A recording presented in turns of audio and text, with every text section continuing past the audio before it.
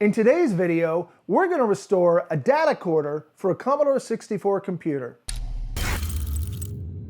Hey, welcome to allergy season in the beautiful Willamette Valley of Oregon. I love this place and I love RavenWolf, but these few weeks out of the year can be pretty miserable.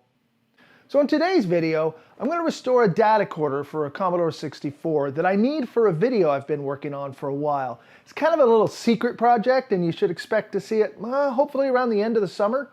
It's not working at the moment, but when I hit play, fast forward, or rewind, I can hear the motor turning, but the tape doesn't spin. So I suspect the belts are old and worn out, which, you know, after 30 years, they have a right to be. I'm sure there's plenty of dirt and grime inside, and the rubber parts have got to be in dire need for restoration. So let's crack it open and see what we find. I haven't been into a cassette mechanism since the 90s at the very latest, so let's see what I can remember. It comes apart with just 4 screws. Looking inside, I can see that the belt is off its track, and I can tell by feeling it that it's old and crusty. I have a belt on hand for a Commodore dataset, so we'll see if that one will work.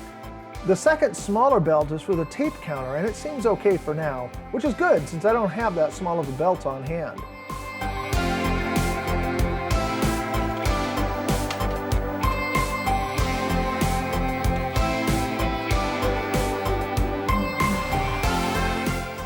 Soldered, of course.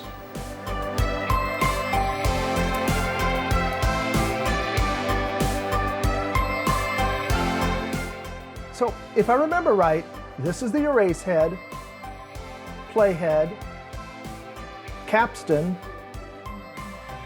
and that's for the counter. Everything is looking okay in here, not a bit dirty.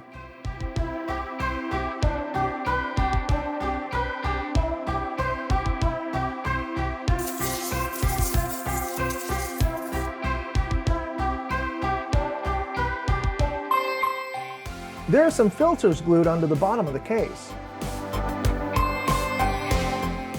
To start off, I'm going to clean things up with some cotton swabs and some isopropyl alcohol.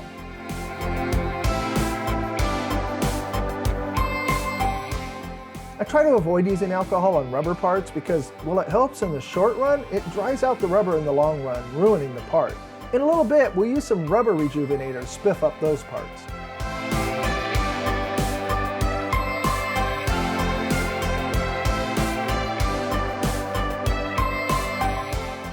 The capstan is really contaminated with iron oxide from the cassettes. We'll start with bottled water to get the bulk of the grime off, then use some rubber rejuvenator.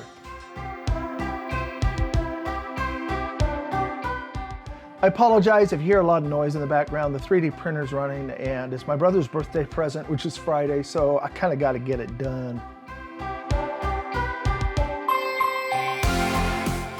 This is pretty nasty stuff, so always wear gloves and use it in a well-ventilated area.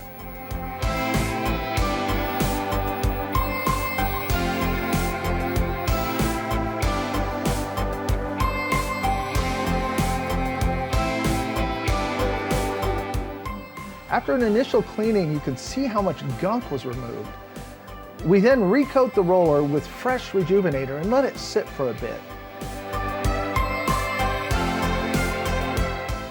Since the belts are a rubber type, I also hit them with a little bit of rejuvenator. I gave up on the main drive belt pretty quickly when I realized just how loose it was. This thing is shot. After the rejuvenator process, the capstan is looking and feeling great.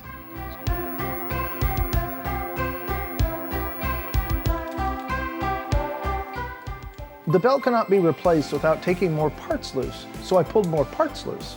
The new belt is quite a bit smaller than the old one. A proper one is probably somewhere in the middle, but this one should work fine for my needs.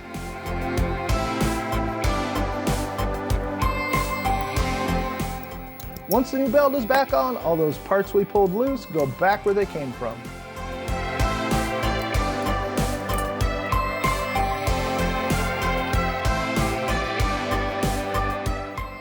These caps are looking nasty, nasty, nasty. they're gonna have to be replaced. The record and play buttons don't want to stay locked down when pressed. I found that the stamped steel parts had become bent over time, so I had to tweak everything back where it goes to get it working. Once everything was working, I lightly lubed the moving parts using Triflow grease on a cotton swab. Now everything was moving nicely, but we tweak it a little more to make the buttons even when depressed.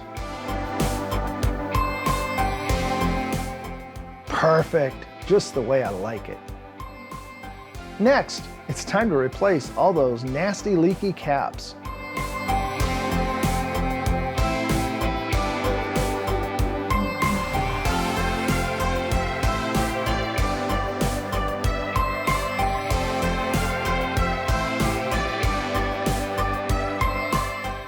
After desoldering all 3 electrolytic caps, I carefully spilled alcohol in the board and scrubbed all the nasty electrolyte off. This actually took quite a while, and boy did it stink. This one cap has an interesting mounting angle. I've not seen a cap mounted that way before, not that I can remember. Once the replacement caps are soldered in, it's time for a good cosmetic cleaning and reassembly.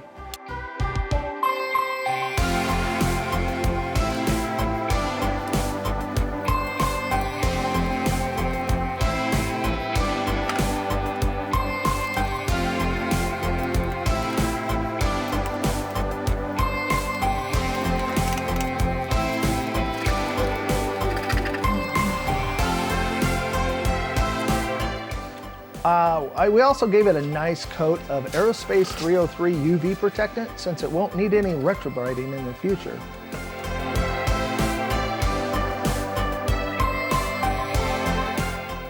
There were a lot of teeny specks missing in the black paint over the silver label, so I touched them up with a Sharpie.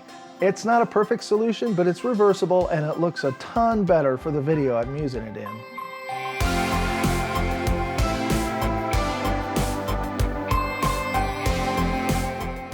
I found out I still have one issue. At the beginning of the tape, the tension was high enough that it was on the edge of releasing. So normally when the player gets to the end of the tape, the tension increases since the spindle stops turning and that hits a lever that releases it. This tape is so hard to turn that the lever's getting jostled and it's trying to release, but not quite. And as it turned out, the tape had been damaged by the player before it was restored. Plus, these players are only supposed to use 30-minute or shorter tapes, not this extra long play type. I did find I was still fine using this, my only blank cassette, as long as I was using it in the middle of the tape where the tension is at the minimum.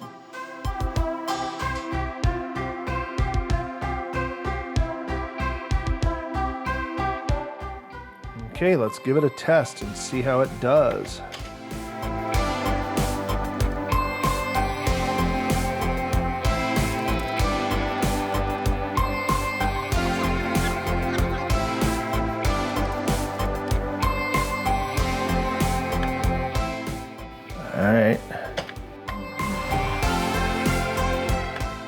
Alright, so there it is, it works.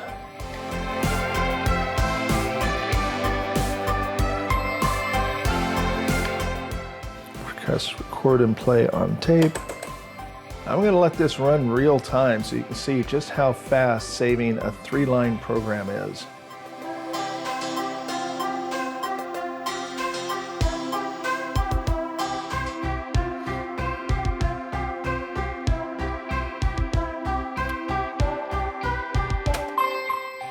Now I'm going to rewind it. Hit stop restore.